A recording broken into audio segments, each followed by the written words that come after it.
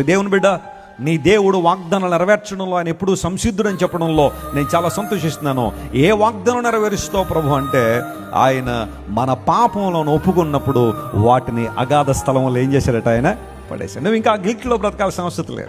నువ్వు ఇంకా కలవరంలో జీవించాల్సిన అవసరం లేదు. ఆ బానిసత్వంలో బ్రతకాల్సిన అవసరం లేదు. నీ గత జీవితం భయంకరమైందే కాదండం లేదు. చేయకూడని పనులు చాలా చేసి ఉండొచ్చు నీ గత జీవితంలో. అనకూడని మాటలు చాలా మాట్లాడి ఉండొచ్చు. తలంచకూడని తలంపులు చాలా నువ్వు తలంచి ఉండొచ్చు. వెళ్ళకూడని స్థలానికి నువ్వు చాలా వెళ్ళుండొచ్చు. తిరగకూడని స్థలాల్లో నీ పాదాలు పెట్టుండొచ్చు.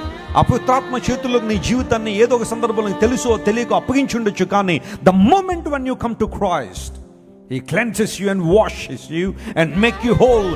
దేవుడు నిన్ను ఒక నూతన వ్యక్తిగా మార్చినప్పుడు ఇకపై నీ జీవితం మీద ఆ పాత జీవిత ప్రభావం ఉండబోదు. నమ్మిన వారు చప్పట్లు కొట్టి దేవుని మహిమపరచండి. You are free from that guilt.